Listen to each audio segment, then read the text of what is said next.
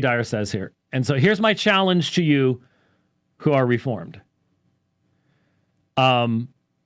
Listen, understand, and if you don't automatically recognize where J. Dyer is misrepresenting his former faith, maybe he was ignorant. It's possible. There's certainly lots of Reformed people who are. This stuff existed, was available when he was still Reformed. So, but the point is, you should be able to recognize it. And if not, then take it as a challenge to be able to deal with this. So let's take a look at what is said here. Why don't I give you my top 10 reasons as to why I am no longer Protestant. Haven't been a Protestant since 2002, 3. And why I ultimately found it completely unconvincing. So there's not any specific ordering to these. It's not like this one is the clincher. They all kind of go together, and they were a process of things that I realized over time as a Protestant seminary student. Yes, I attended Bonson Seminary, the now defunct Reformed institution after the legacy and lineage of Bonson, which I guess went under. I don't know exactly what happened to it, but it doesn't exist anymore. But I did learn some things at Bonson Seminary. So for that, I'm happy. I'm appreciative. But ultimately, we're going to talk about how that system doesn't work. So number one, what is the first thing that comes to mind? I would say the inadequacy and unbiblical nature of Sola Scriptura itself. The idea that the only rule of faith for Christians, for the church, that it's the text of Scripture is itself ahistorical and unbiblical. Firstly, because... Okay, can you tell why we've done so many debates on this subject in the past? He says there's no order, but this is almost always the first thing. And that's why it was the first debate we did against Jerry Matitix. We did multiple times with Jerry Matitix. We've done it with numerous other Roman Catholic apologists as well. And it is central in... we have responded, by the way, over the years. There used to be an Eastern Orthodox radio program here in the Valley. And I played comments that they made on Sola Scriptura. That was probably sometime around 2000, early 2000s, probably. It was a long time ago. But it will be fundamental approach. And so it's ahistorical. So that's why I said you want the 3-volume set there. You want William Whitaker's Disputations on Holy Scripture. You want George Salmon's Infallibility of the Church. You want Chemnitz' work on the Council of Trent.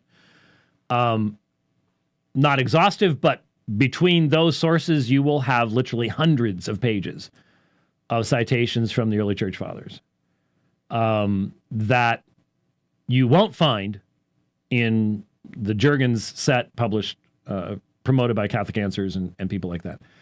And that's why my chapter in Sola Scriptura focused upon key affirmations.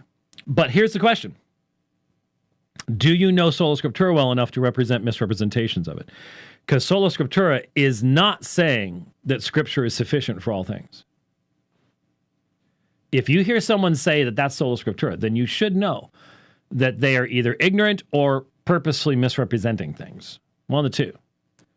There are specific terms. It's like, this is when we define the doctrine of the Trinity and talk about 3 co-equal, co-eternal persons sharing the one being that is God, if we played fast and loose with the terms being and person, we'd end up with immediate heresy.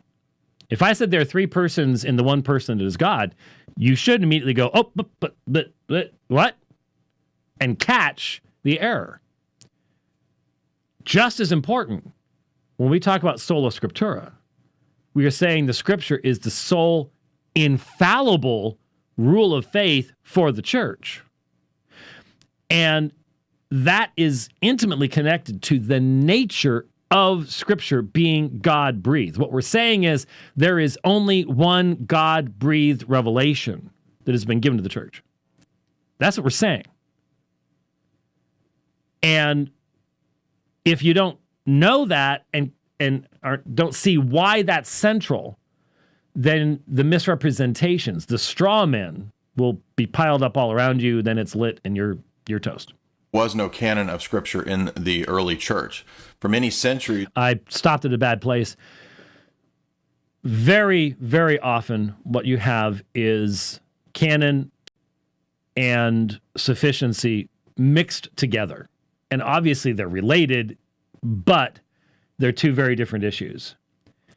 And this, again, just as Jehovah's Witnesses go for the Trinity, because they know that Christians don't know the Trinity very well, at least the ones they run into at the door, these folks go for Sola Scriptura and canon. Because, again, when was the last time you heard a sermon on the canon of Scripture? You've probably heard sermons on the inspiration of Scripture, but sermons on the canon? How many Christian pastors do you know would be comfortable enunciating their reasons for not accepting the Apocrypha as Scripture? Not many. Because the vast majority of theological seminaries spend next to no time on discussion of the subject. Now, it's not that there aren't solid good reasons. One of the first debates I did, 1993, Boston College, Jerry Matetics, Apocrypha.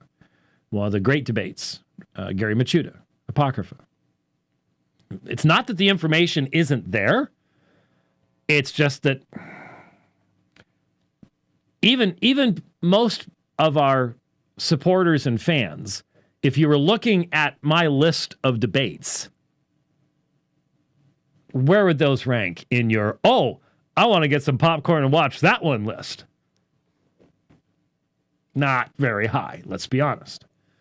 And so they go for where they know the weakness is. And it's an efficient and effective